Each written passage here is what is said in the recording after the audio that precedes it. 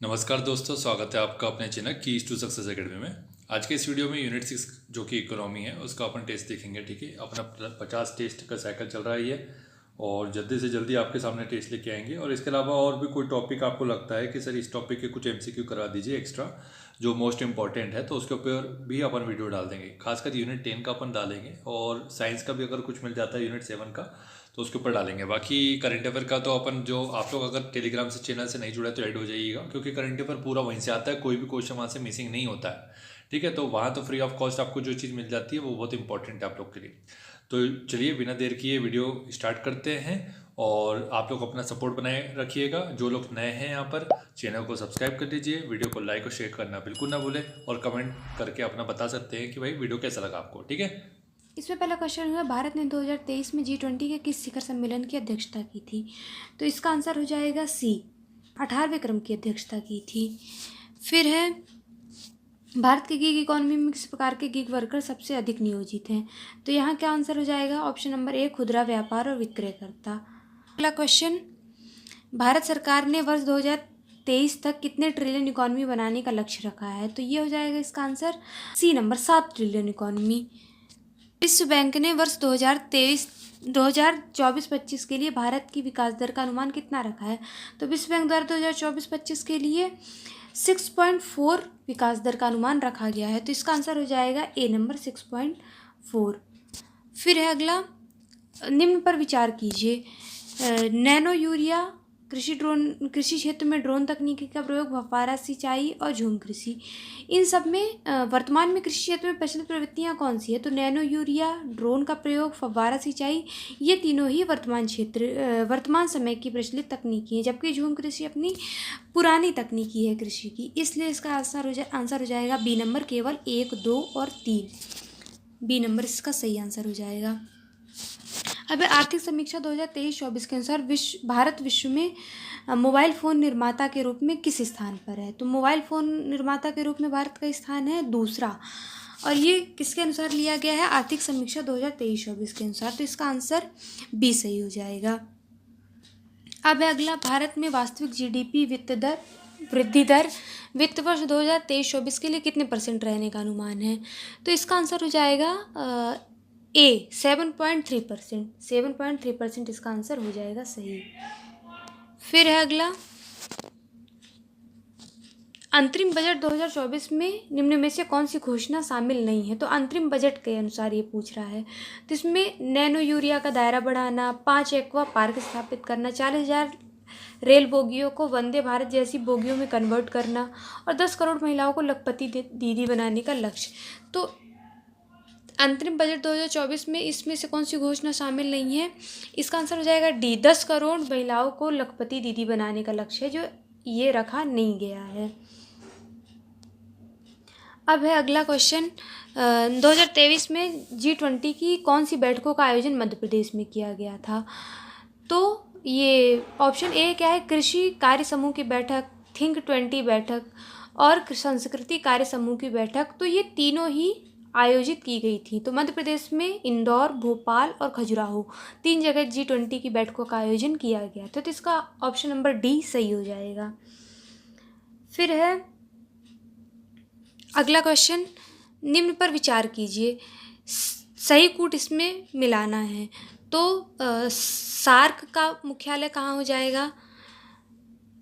SAARC का मुख्यालय काठमांडू में हो जाएगा, तो पहले का दूसरा हो जाएगा। फिर है आसियान का मुख्यालय, ये जकार्ता इंडोनेशिया में है। एडीबी का मुख्यालय कहाँ है? तो ये हो जाएगा फिलीपींस में। और न्यू डेवलप बैंक का मुख्यालय है संघाई में। तो इसका ऑप्शन नंबर डी सही हो जाएगा। तो सार्क का हो जाएगा काठमांडू, आसियान का हो जाएगा जकार्ता, और एडीबी का हो जाएगा फिलीपींस, और न्यू डेवलपमेंट का संघाई हो जाएगा। तो ये इसका सही आंसर हो गया है। अब है अगला क्वेश्चन, भारतीय विदेश व्यापार नीति 2023 कब लॉन्च की गई? तो भारत की विदेश व्यापार नीति ये मार्च 2023 में लॉन्च की गई थी। तो इसका ऑप्शन नंबर ए सही हो जाएगा। फिर है अगला, make in India, skill India, digital India जैसी योजनाएं ये विदेश व्यापार नीति का भाग थी। मतलब किस विदेश व्यापार नीति का भाग थी? तो ये हो जाएगा जो अपनी पिछली विदेश व्यापार नीति चली थी 2015 से बीच की अवधि में, क्योंकि ये सारी योजनाएं भी 2015-16 के दौरान ही आई थी, इस वजह से ऑप्शन नंबर 20 का सही हो जाएगा, विदेश व्यापार नीति 2015 से 16। अब है भारत में बैंकिंग प्रणाली में उच्चतम बैंक कौन सा है? तो बैंकिंग प्रणाली में उच्चतम बैंक कौन सा हो जाएगा? रिजर्व बैंक ऑफ इंडिया, जिसे बैंकों का बैंक भी कहा जाता है। फिर है भारत की अर्थव्यवस्था के संदर्भ में निम्नलिखित घटनाओं में से कौन सी सर्वप्रथम घटित हुई थी? तो बीमा कंपनियों का राष्ट्रीयकरण हो गया, स्टेट बैंक का राष्ट्रीयकरण हो गया, बैंकिंग नियंत्रण अधिनियम का प्रारंभ हो गया और प्रथम पंचवर्षीय योजना हो गई। तो इसका आंसर हो जाएगा बैंकिंग नियंत्रण अधिनियम का नियमन हो जाएगा। तो ये इनमें से सबसे पहले शुरू की गई थी, C number C. Reserve bank के उस गवर्नर का नाम बताइए जो वित्त मंत्री भी थे। तो इसमें कौन हो जाएगा? ये सीडी देशमुख जो थे वे वित्त मंत्री भी थे और आरबीआई के गवर्नर भी रहे। तो इसका ऑप्शन नंबर बी सही हो जाएगा। फिर है 16वां क्वेश्चन है, निम्न में से रिजर्व बैंक ऑफ इंडिया द्वारा नोट निर्गमन की किस पद्धति का अनुसरण किया गया है? तो आरबीआई द्वारा न्यूनतम कोष पद्धति का अनुसरण किया गया। तो इसका क्या हो जाएगा? ऑप्शन नंबर बी सही हो जाएगा, न्यूनतम कोष पद्धति। फिर निम्नलिखित में से कौन सा एक भारतीय रिजर्व बैंक का कार्य नहीं है? तो करेंसी का नियमन हो गया, विदेशी व्यापार का नियमन हो गया, साख का नियमन हो गया और देश के विदेशी विनिमय कोष की देखरेख एवं प्रबंधन करना। तो इसका आंसर क्या हो जाएगा? बी नंबर सी हो जाएगा, विदेशी व्यापार का नियमन करना। ये आरबीआई का कार्य नहीं है बल्कि ये विदेश मंत्रालय का कार्य होता है। तो इसका बी नंबर सही हो जाएगा। फिर है बैंक बोर्ड ब्यूरो, इसके संदर्भ में कौन सा कथन सही नहीं है? तो इसके ऑप्शन देखते हैं। आरबीआई का गवर्नर बैंक बोर्ड ब्यूरो का चेयरमैन हो सकता है। ये जो ट्रिपल बी सार्वजनिक क्षेत्रक बैंकों के अध्यक्षों के चयन के लिए संस्तुति करता है और बैंक बोर्ड ब्यूरो सार्वजनिक क्षेत्रक बैंकों की कार्यनीतियों और पूंजी वर्धन योजनाओं को विकसित करने में मदद करता है। तो इसका आंसर क्या हो जाएगा? दूसरा और तीसरा इसमें सही हो जाएगा। तो जो बैंक बोर्ड ब्यूरो है ये सार्वजनिक क्षेत्र के बैंकों के अध्यक्षों के चयन के लिए संस्तुति करता है और ये सार्वजनिक क्षेत्र बैंकों की कार्यनीति और पूंजी वर्धन योजनाओं को विकसित करने में मदद करता है। ये दोनों ही सही हो जाएंगे, जबकि आरबीआई का गवर्नर इसका चेयरमैन हो सकता है, ये कथन इसमें गलत है। फिर है अगला, भारतीय अर्थव्यवस्था के संदर्भ में खुला बाजार प्रचलन किसे भी निर्दिष्ट करता है? तो इसमें क्या ऑप्शन क्या क्या है? अनुसूचित बैंकों द्वारा आरबीआई से ऋण लेना, वाणिज्यिक बैंकों द्वारा उद्योग और व्यापार क्षेत्रों को ऋण देना, आरबीआई द्वारा सरकारी प्रतिभूतियों का क्रय विक्रय करना और उपरोक्त में से कोई नहीं। तो इसमें क्या हो जाएगा? ऑप्शन नंबर सी सही हो जाएगा। आरबीआई द्वारा सरकारी प्रतिभूतियों का क्रय विक्रय किया जाता है, जिससे खुला बाजार कार्यवाही या खुला बाजार प्रचलन भी कहा जाता है। फिर अगला क्वेश्चन, G20 समूह में किस महाद्वीप के देश सबसे अधिक संख्या में शामिल हैं? तो इसका आंसर हो जाएगा अफ्रीका महाद्वीप। तो अफ्रीका महाद्वीप के देश सबसे ज़्यादा संख्या में शामिल हैं यहाँ पे। तो ऑप्शन नंबर बी सही हो जाएगा। फिर है, बैंकों के पास अपनी नकद धनराशि और कुल परिसंपत्ति के बीच एक अनुपात रखना पड़ता है। इस अनुपात को क्या कहा जाता है? इसे कहा जाता है SLR। तो ऑप्शन नंबर इसका ए सही हो जाएगा। फिर है अगला क्वेश्चन, भारतीय स्टेट बैंक की स्थापना कब हुई थी? तो ये हो जाएगा ऑप्शन नंबर बी, 1955 में हुई थी। फिर है अगला क्वेश्चन,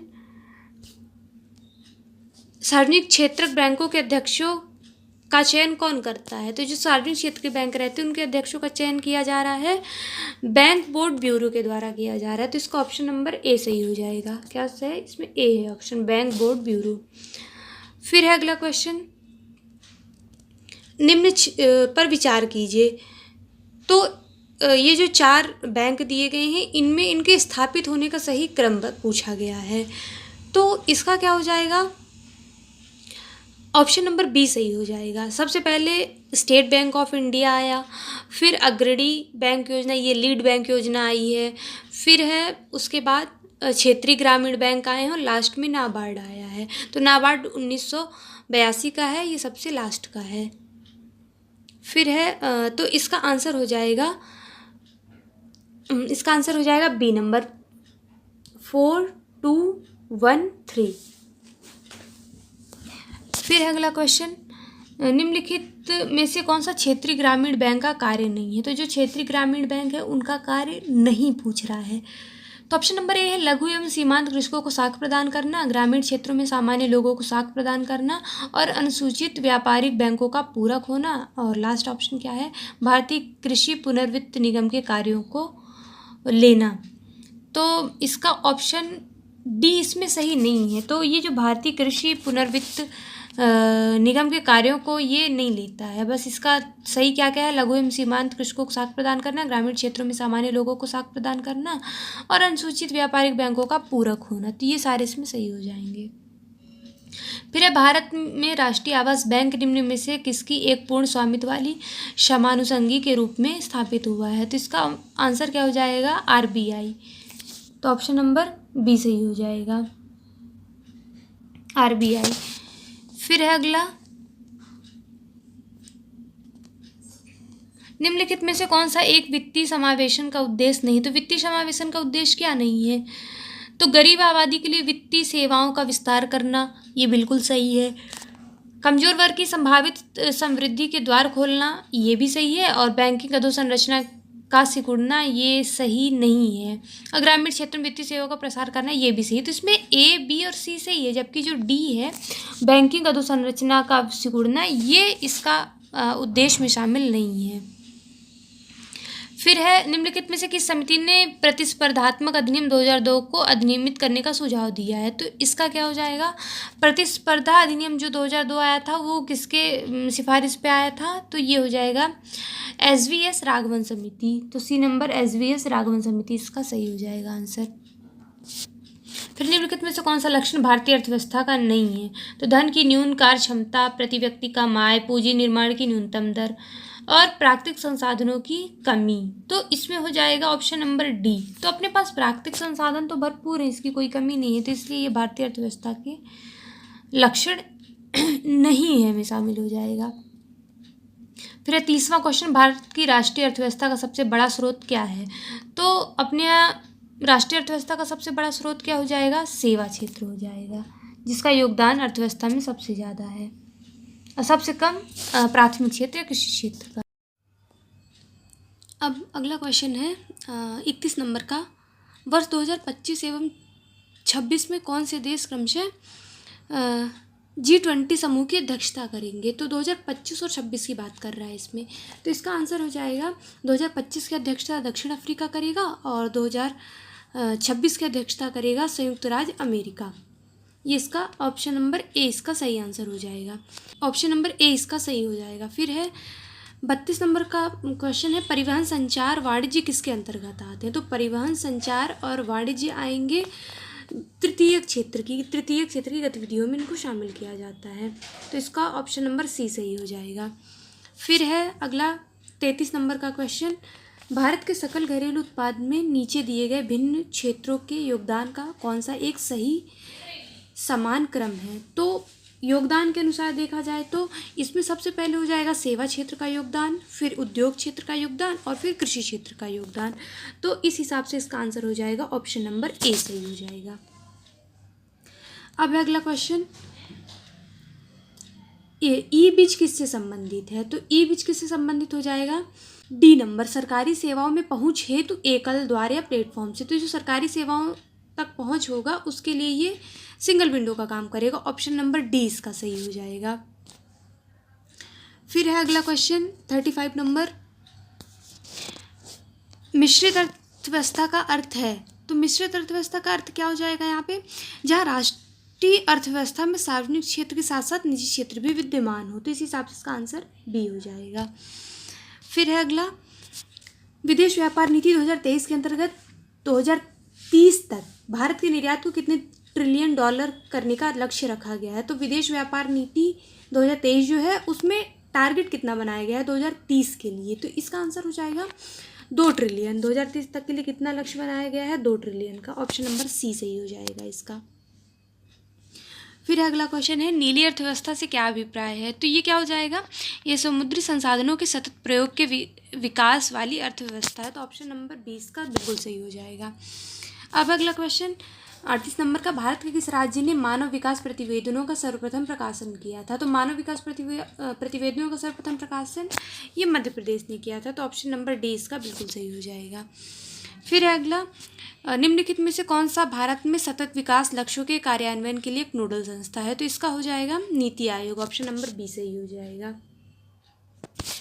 फिर है अगला, भारत में राष्ट्रीय विकास परिषद कब गठित किया गया था? तो ये राष्ट्रीय विकास परिषद कब गठित किया गया था?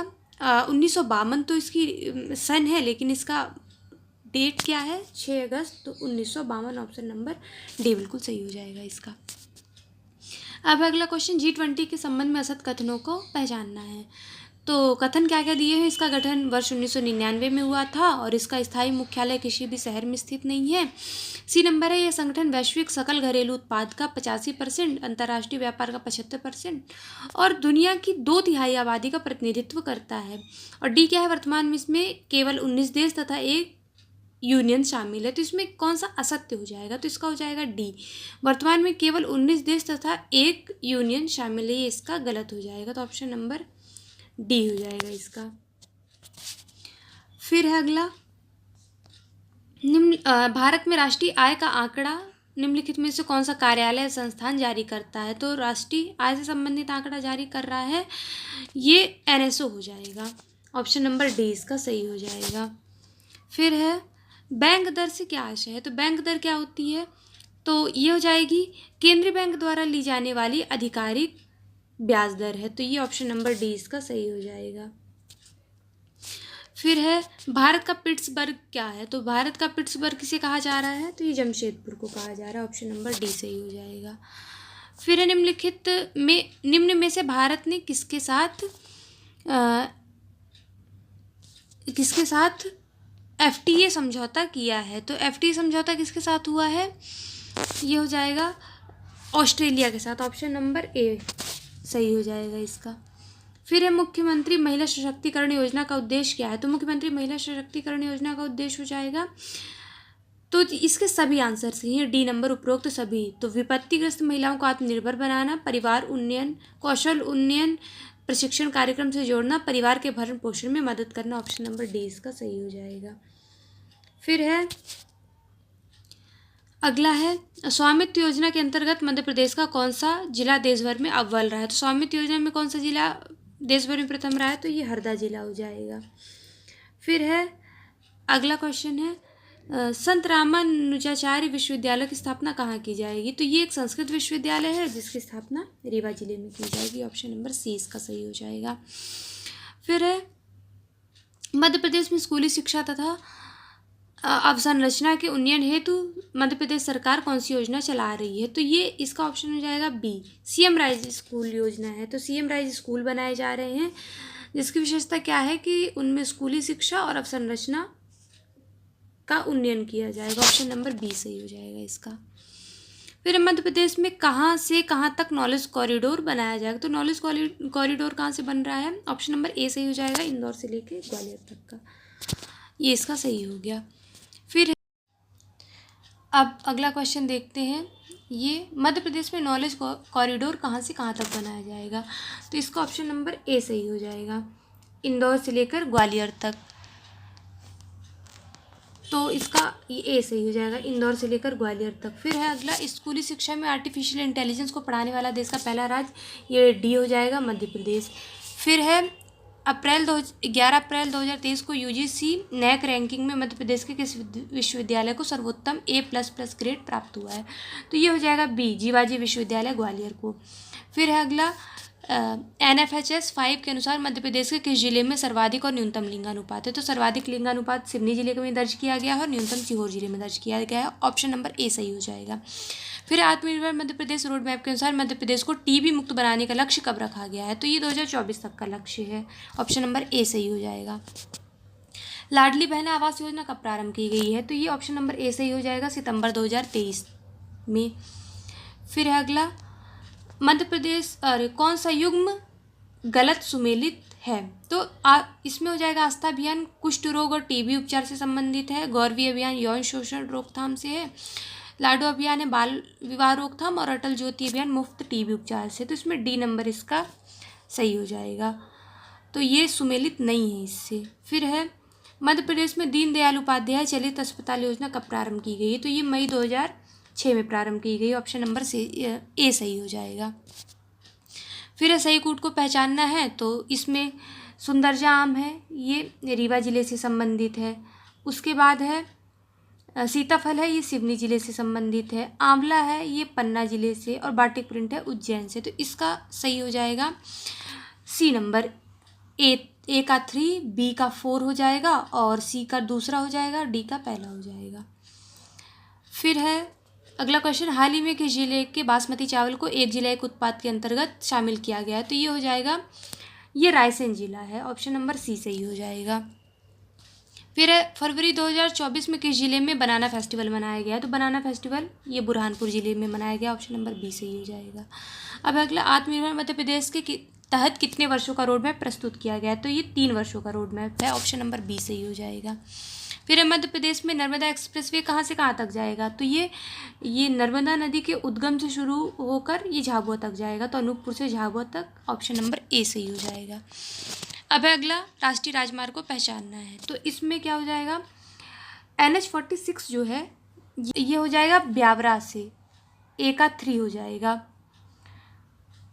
फिर है NH34 हो जाएगा दमोह जिले से संबंधित, और NH45 हो जाएगा ये नरसिंहपुर जिले से संबंधित है, और NH43 हो जाएगा कटनी जिले से संबंधित। इसका सही होगा बी नंबर। ए का 3, बी का 4, सी का 2 और डी का 1 हो जाएगा।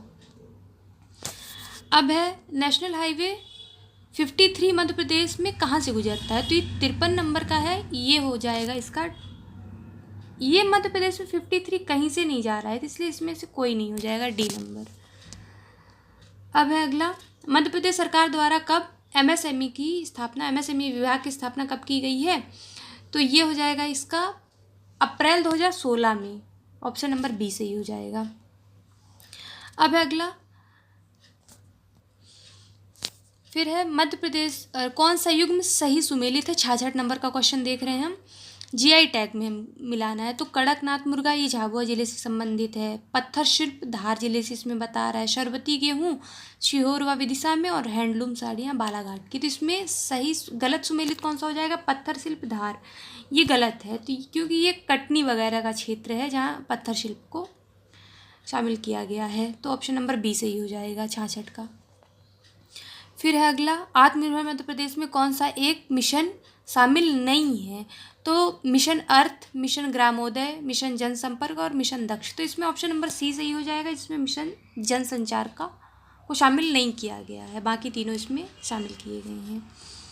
फिर है अगला, मध्य प्रदेश के किन शहरों में मेट्रो परियोजनाएं निर्माणाधीन है? तो मेट्रो मध्य प्रदेश में इंदौर और भोपाल में प्रस्तावित हैं। तो ऑप्शन नंबर बी सही हो जाएगा। अब अगला क्वेश्चन है, निम्न पर विचार करना है। एक सीमेंट उद्योग, इस्पात उद्योग, बिजली और रिफाइनरी, इनमें कोर इंडस्ट्री क्षेत्र में किसे किसे शामिल किया गया है? तो ये सभी, इसमें सीमेंट उद्योग, इस्पात उद्योग और बिजली और रिफाइनरी सभी शामिल है। तो इसमें ऑप्शन नंबर डी सही हो जाएगा, उपयुक्त सभी। फिर है अटल बिहारी वाजपेयी सुशासन एवं नीति विश्लेषण संस्थान की स्थापना कब और कहाँ की गई है?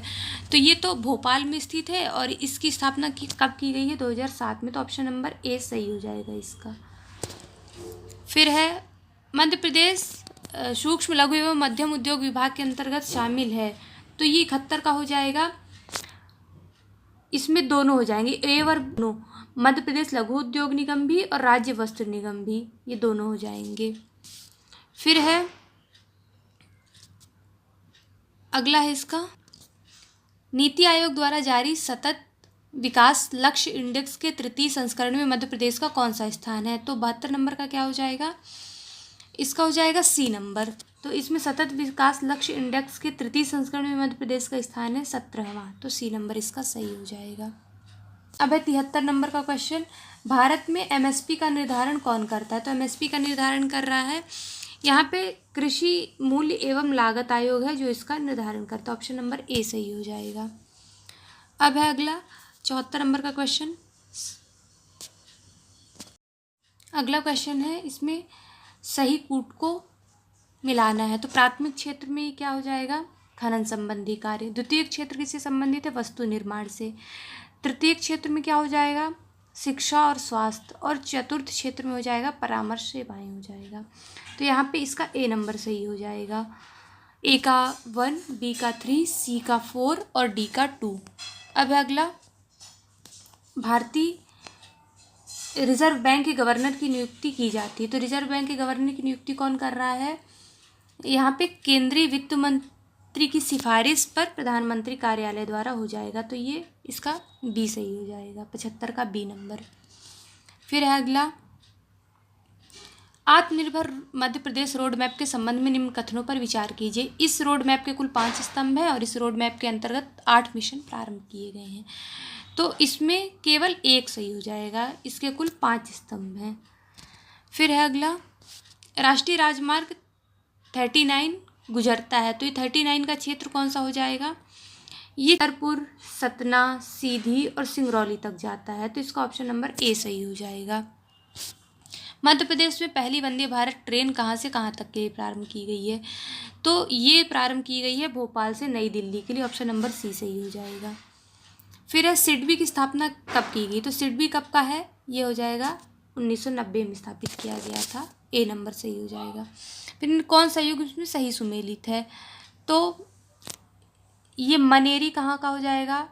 ये गलत सुमेलित है इसमें। तो मनेरी मंडला सही है। बोरेगांव ये ग्वालियर बता रहा है। प्रतापपुरा निवाड़ी में। पीलूखेड़ी राजगढ़ में। तो इसका बी नंबर गलत हो जाएगा। बोरेगांव ग्वालियर में से संबंधित नहीं है। बाकी मनेरी मंडला में है, प्रतापपुरा निवाड़ी में, पीलूखेड़ी राजगढ़ में है। अब है अगला, मध्य प्रदेश में जल टरबाइन, जनरेटर, रेक्टिफायर आदि बनाने का कारखाना कहाँ है? तो ये हो जाएगा, ये भोपाल ज़िले में है। ऑप्शन नंबर बी सही हो जाएगा। फिर है, एमएसएमई के तहत मध्य प्रदेश सरकार की योजनाएं हैं। तो मुख्यमंत्री उद्यम क्रांति योजना, सीएम स्वरोजगार योजना, मुख्यमंत्री कृषक उद्यमी योजना, और इसमें डी सभी हो जाएंगे। तो इसमें डी सभी है। फिर है, वित्तीय वर्ष 2020-21 में मध्य प्रदेश द्वारा दायर फाइल किए गए पेटेंट की संख्या। तो कितने पेटेंट हो गए हैं 2020-21 में? इसका हो जाएगा लगभग 400 के समथिंग। तो ऑप्शन नंबर सी सही हो जाएगा। फिर SDG 11 के तहत मध्य प्रदेश आकांक्षी राज्यों की श्रेणी 2020-21 में किस श्रेणी में रहा है? तो मध्य प्रदेश किसमें? फ्रंट रनर की श्रेणी में। ऑप्शन नंबर ए सही हो जाएगा। फिर है, आत्मनिर्भर मध्य प्रदेश की थीम पर मध्य प्रदेश का कौन सा स्थापना दिवस मनाया गया है? तो ये हो जाएगा 66वां स्थापना दिवस। ऑप्शन नंबर ए सही हो जाएगा। सही कूट को पहचानना है। ऑटोमोबाइल ये धार जिले से संबंधित है। स्टेनलेस स्टील हो जाएगा। एल्केलाइट फैक्ट्री नीमच में हो जाएगी। और फर्टिलाइज़र लिमिटेड हो जाएगा ये गुना में हो जाएगा। ये स्टेनलेस स्टील सागर में है। तो इसका सही हो जाएगा सी नंबर। ए का 2 हो जाएगा और बी का 3 हो जाएगा, सी का 1 हो जाएगा और डी का 4 हो जाएगा। फिर है अगला, वर्ष 2022-23 में मध्य प्रदेश सरकार को सर्वाधिक अनुदान और ऋण किस संस्था से प्राप्त हुआ है? तो ये हो जाएगा बी नंबर, एशियाई डेवलपमेंट बैंक से। फिर है अगला, मध्य प्रदेश व्यापार संवर्धन परिषद 2022 के अनुसार मध्य प्रदेश से शीर्ष निर्यात उत्पाद हैं। तो इसमें सबसे ज़्यादा निर्यात किया गया है दवा उत्पाद का। ऑप्शन नंबर सी सही हो जाएगा। फिर है अगला, SDG 3 अच्छा स्वास्थ्य और जीवन स्तर की आकांक्षी राज्य श्रेणी 2020-21 में मध्य प्रदेश की श्रेणी में रहा है। तो इसमें हो जाएगा परफॉर्मर की श्रेणी में। ऑप्शन नंबर डी सही हो जाएगा। 90 नंबर का क्वेश्चन है, वर्ष 2022-23 में राज्य के सकल मूल्य वर्धन GVA में प्राथमिक क्षेत्र का योगदान कितना रहा है? तो ये हो जाएगा 32.32%। ए नंबर सही हो जाएगा। फिर मध्य प्रदेश में कितने राज्य सहकारी बैंक वर्तमान में स्थित हैं? तो ये हो जाएगा 1 है केवल। ऑप्शन नंबर ए सही हो जाएगा। फिर मध्य प्रदेश सुशासन और विकास रिपोर्ट 2022 के पहले संस्करण का विमोचन कब किया गया है? तो पहले संस्करण का विमोचन अप्रैल 2022 में किया गया। ऑप्शन नंबर बी सही हो जाएगा। फिर मध्य प्रदेश बजट 2023 में किस क्षेत्र योजना हेतु सर्वाधिक राशि आवंटित की गई है? तो ये हो जाएगा सी नंबर, ऊर्जा सब्सिडी हेतु, सी नंबर। फिर वर्ष 2020-21 में मध्य प्रदेश की कृषि विकास दर कितनी रही है? तो कृषि विकास दर रही है बी नंबर 18.69% रही है। फिर आर्थिक सर्वेक्षण 2022-23 में 2025 तक मध्य प्रदेश में सिंचाई क्षमता को कितने लाख हेक्टेयर तक करने का लक्ष्य रखा गया है? तो ये 65 लाख हेक्टेयर करने का लक्ष्य रखा गया है। फिर है अगला, मध्य प्रदेश में किसान मित्र का प्राथमिक कार्य क्या है? तो प्राथमिक कार्य हो जाएगा इसका शासकीय योजनाओं के बारे में जानकारी प्रसारित करना है किसान मित्र का प्राथमिक कार्य। तो ऑप्शन नंबर सी सही हो जाएगा। फिर है दिसंबर 2021 में जारी सुशासन सूचकांक में मध्य प्रदेश ग्रुप बी राज्यों की श्रेणी में किस स्थान पर रहा है? तो ग्रुप बी राज्यों की श्रेणी में मध्य प्रदेश रहा है ए प्रथम स्थान पर। मध्य प्रदेश बीज प्रमाणन संस्था का क्या उद्देश्य है? तो इसका उद्देश्य हो जाएगा बीज गुणवत्ता वाले बीजों का शोध करने के लिए, बीज गुणवत्ता वाले बीजों का शोध करने के लिए इसका मुख्य उद्देश्य है। फिर है अगला, मध्य प्रदेश में कौन सा जिला बॉक्साइट, कॉपर और डोलोमाइट के लिए प्रसिद्ध है? तो ये हो जाएगा बालाघाट जिला है, ए नंबर। फिर है मध्य प्रदेश के कुफरी बादशाह और कुफरी चंद्रमुखी निम्नलिखित में से किस फसल की प्रजातियां हैं? तो ये हो जाएगा आलू की। कुफरी बादशाह और कुफरी चंद्रमुखी ये आलू की प्रजाति है। तो ये हमारे 100 क्वेश्चन कंप्लीट हुए।